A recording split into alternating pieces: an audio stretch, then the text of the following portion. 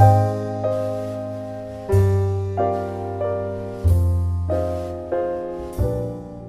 pledge allegiance to the flag of the United States of America and to the republic for which it stands, one nation, under God, indivisible, with liberty and justice for all.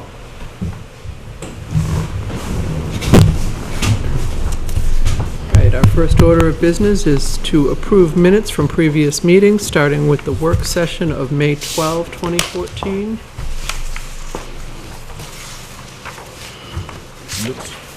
I move to approve those minutes as written. Second. It's been moved by Mike, seconded by Neil. All those in favor? Aye. Aye. Those minutes are approved. Next, we have the regular select board, pardon me, the regular select board meeting of May 12, 2014. Move that those minutes be accepted as written. Second. It's been moved by Bill, seconded by Mike. Any input on that? These are fairly extensive minutes. There being none, all those in favor? Aye. Aye. Those minutes are approved. And finally, we have the non-public meeting of May 12, 2014. Move to approve those minutes. Second. It's been moved by Mike, seconded by Bill. All those in favor? Aye. Aye. Those minutes are approved. Announcements. The Select Board will meet on the following dates. Regular meetings at 6 p.m. on Monday, June 9 and June 23rd, 2014. Work review sessions prior to the regular meetings will start at 5 p.m. A tentative work session is scheduled for June 30th, 2014 at 5 p.m. on an as-needed basis. There will be an informational meeting with Plymouth State University and the Plymouth Planning Board regarding the All Well Center at 5 p.m. on Monday, June 2, 2014. All of these meetings will be held in the Town Hall unless otherwise posted. Weather observations for the month of April are available in the Town Hall, and citizens wishing to be listed on the Select Board's agenda should notify the Town Hall before 12 p.m. noon the Friday before the scheduled meeting. Okay, moving on. First on our agenda is appointments. Sharon? Is Jack Scarborough to the Pemmy River Local Advisory Committee. Is everyone familiar with PERLAC? It's out of DES, and it's local advisory committees for designated rivers. The Plymouth chapter includes Plymouth, Holderness, Ashland. It's a fairly active group with some very smart cookies on it. John Kelly had been the planning board rep to PERLAC for 2 years, and he has resigned just for time constraints. Jack Scarborough, who's also a planning board member, stepped up to the plate. Jack was appointed before and resigned due to health issues, but he's good to come back now. So he's filled out the subsequent paperwork. If the board decides to approve this appointment at their pleasure, I'm going to have only 3 of you, I guess that's all the paperwork allows for, sign, and then I'll send the paperwork back down to DES, and Jack will be duly appointed. So here's the paperwork. Any questions?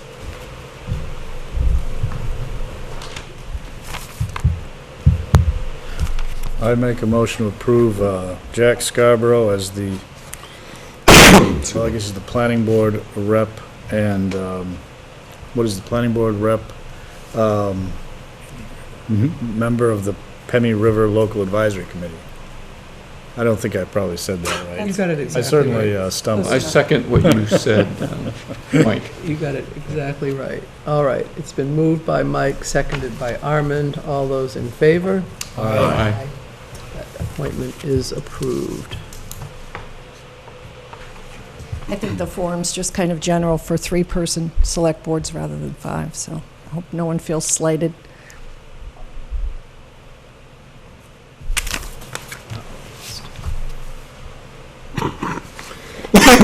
Excuse me. Didn't mean to cough on you. It's okay. Actually, I'll grab a minute. Do you want orange? We'll give it back to Sharon. Cough on it.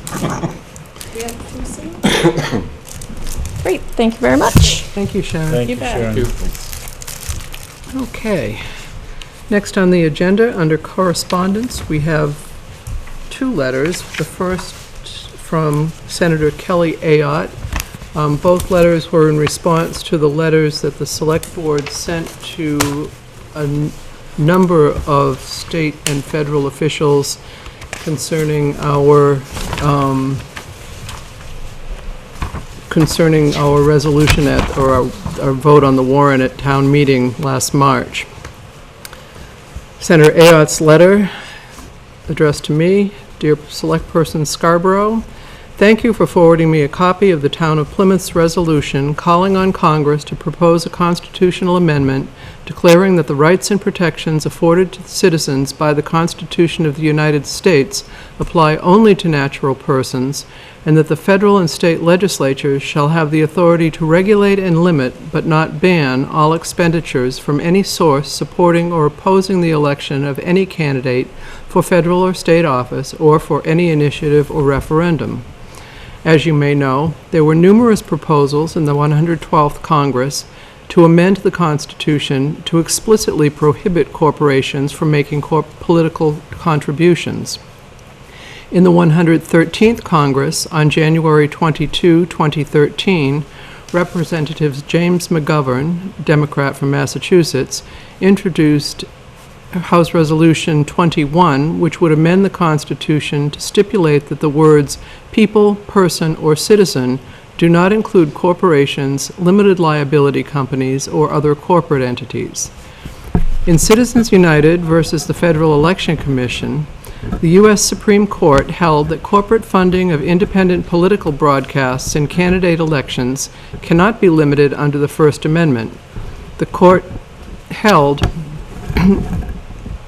unconstitutional a provision of the McCain-Feingold Act that prohibited all corporations, including nonprofit corporations and unions, from broadcasting electioneering communications. Electioneering communications were defined in McCain-Feingold as a broadcast, cable, or satellite communication that mentioned a candidate within 60 days of a general election or 30 days of a primary. It is further defined by the Federal Election Commission's regulations as a communication that can be received by 50,000 or more persons in a state where a primary election is being held within 30 days.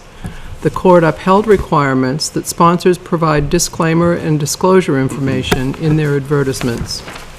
I will keep the resolution adopted by the voters in Plymouth in mind as I consider proposals before the United States Senate for advancing constitutional amendments which address campaign finance regulation and the application of First Amendment to corporations. Thank you again for forwarding the Town of Plymouth's resolution. Sincerely, Kelly A. Ayotte, U.S. Senator. Senator Shaheen's letter, also addressed to me as Select Board Chair.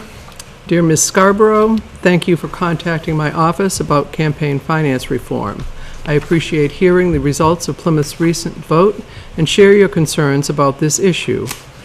While elections in the United States are the most democratic in the world, I believe that our campaign financing system needs reform. The amount of money needed to run a viable campaign is constantly growing, and candidates are forced to spend more and more time fundraising. We should work to make the campaign fundraising and reporting process transparent and accessible to the public, and consider other ways to bring campaign financing under control. As you know, the Supreme Court struck down a provision of a long-standing law that restricted the amount that corporations and unions could spend on election activities, such as television ads, during the time immediately preceding an election. I was alarmed by this decision and supported several bills in past Congresses to reform our campaign finance system in the wake of the Citizens United ruling, including a proposed constitutional amendment to regulate spending on federal and state elections, a public financing proposal, and the Disclose Act, which would improve disclosure requirements and prevent unlimited, unregulated corporate spending in our elections. The recent ruling in the McCutcheon versus Federal Election Commission case further underscores the pressing need to reform the system, That decision struck down key limitations on federal campaign contributions, eliminating the aggregate amount a single donor can contribute to federal candidates and party committees. In this Congress, I have again co-sponsored a resolution proposing an amendment to the U.S. Constitution to allow for the regulation of spending on federal and state electoral campaigns. I am also a co-sponsor of the Senate Campaign Disclosure Parity Act, which would require Senate campaign reports to be filed electronically and directly with the Federal Election Commission, and the Fair Elections Now Act, which would establish a public financing option for congressional candidates. Please be assured that I will continue to work to reform our campaign finance system and to increase transparency in the electoral process. Maintaining open communication with the people of New Hampshire is very important to me, and I appreciate hearing from you about the issues that matter most to the people of Plymouth. Thank you again for your letter, and please do not hesitate to contact my office in the future. Sincerely, Jean Shaheen, United States Senator. So, the correspondence is being read and attention paid. That's good. That's good.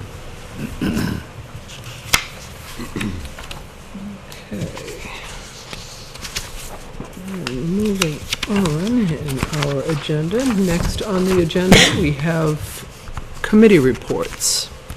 So, Armand? I do not have any committee reports Okay. today. Anything, Bill? Yeah, I got a couple. Okay. So the Conservation Commission met on the 13th, and there was actually Anna Bear, the finance director, was invited to attend to explain the budget process and clarify the different accounts that the Conservation Commission has. And Ann did a magnificent job. Everyone was edified, and it was a very interesting presentation. So thanks to Ann. And we also identified certain areas on the Walter Newton Loop after Ann completed her talk. There were areas of concern that needed to be repaired, and the Conservation Commission considered those. There was also a planning board meeting on the 15th, and I didn't attend, but I watched the meeting afterwards. There were 2 items for review. There was a lot line adjustment that on several properties that border the Boulder Point Access Road. It makes up 63 acres, and that was approved. Ultimately, there's an area on that site that is going to be targeted for an auto parts store. There was also another item to consider the expansion of the use of the abode model home, and the intent of the applicant was to modify it from a model home to a law office, because that was the intended applicant, for that house as far as a lease, and that law office backed out. So the owner of abode came to modify that application, and language was kicked around. There was a motion to make it a professional office status in order to keep the traffic at a minimum, and ultimately professional was struck, and there was a motion for office, and the applicant was approved to remake that as an office. And the next meeting of the planning board is going to be a special presentation on Monday, June 2nd. PSU is going to provide an overview of the Allwell Center project and completion of the Allwell, and Allwell is Active Living, Learning, and Wellness Center. It's going to end up providing the university 200,000 gross square feet of additional academic, athletic, and recreational space. And this has been approved by the PSU Master Plan 2004 and 2007. And I'm certain it's going to be a very interesting meeting on Monday, on June 1st. That's June it. 2nd. Pardon me? June 2nd. Second. Who said first? I do not have anything to... I attended the planning board meeting on the 15th, and I'd just like to add to what Bill said. The lot line adjustment was for the AutoServe property. which is approximately 60 acres, which abuts the Boulder Point project. Correct. And what they want to do is put the new auto parts store, which they're proposing, in that parking lot between where the Dodge dealer was and where the Lakes Region Community Services is. That big parking lot. Right. Yeah. So they're talking about adding a building, and those buildings will They want to remain? put a new building in that parking lot. And the existing buildings will stay, so Yeah. Genesis will have their building? Okay, But they have to reconfigure the lot They lines have to do it. reconfigure the lines, that makes sense. Okay. All right, and I attended a Plymouth Village Water and Sewer District meeting. The most noteworthy things that took place there were that Commissioner Steve Call resigned from the Water and Sewer District, I believe, effective 1st of June. And they also had a briefing, an update on their water source study from Jamie Emery of Emery and Garrett, who identified that they found a promising source of water at the Holderness School in the lower fields, and they've done some preliminary test borings and will do more borings and meet with the school, and subsequent to that there will be application to DES and public hearings and a whole rigorous program to get it approved, but they are pursuing potential new water source at Holderness School.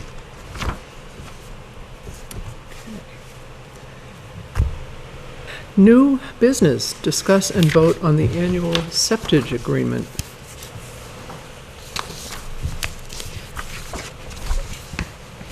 And we have here a letter from Kim Haynes from Plymouth Village Water and Sewer District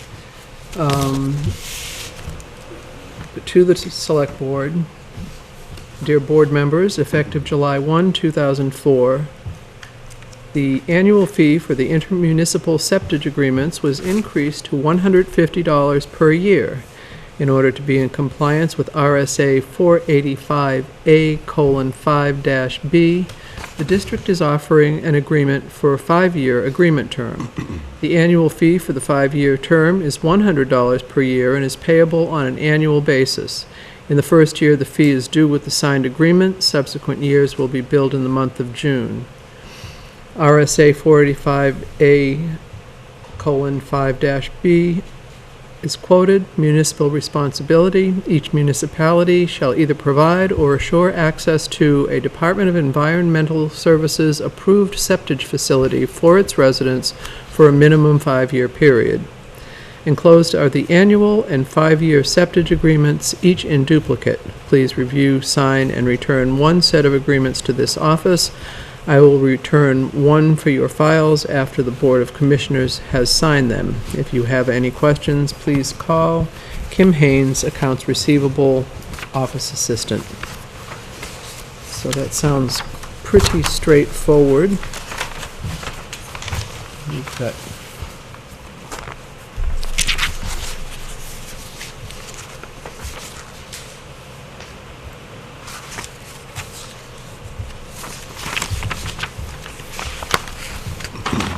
and I believe we do need to vote to approve these agreements before we sign them, so Do we choose one or the other? I think we choose one, that's right. So we can either do the 1-year one for $150, or we can do the 5-year one for $100 a year, which strikes me as being somewhat of a no-brainer. You're going to have to do it anyway.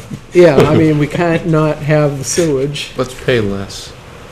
Yeah, let's pay less. All right, so is there a motion to accept the 5-year septage agreement? So moved. Second. It's been moved by Mike, seconded by Bill. All those in favor? Aye. Aye. That is approved.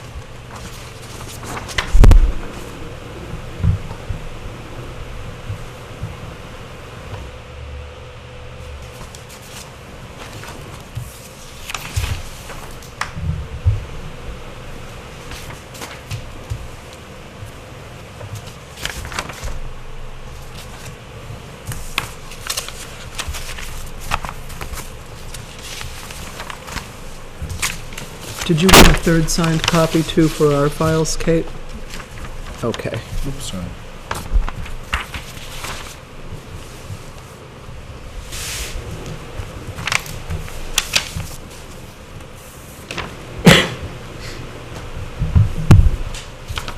Val, this is not dated. Should we put today's date on this? Well, this one is. This one is not. That one's dated, so it's May 27. This does not have an effective date, so. Yeah, so just put 27 May.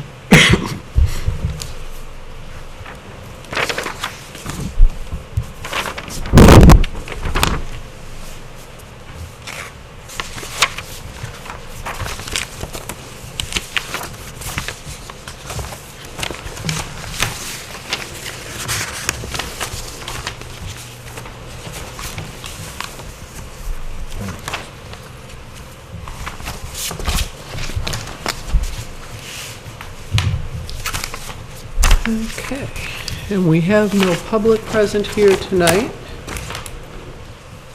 no unfinished business, and no non-public to deal with, so at this time, Move to adjourn. Second. it's been moved by Mike and seconded by Bill that we adjourn. All those in favor? Aye. Aye. Meeting is adjourned.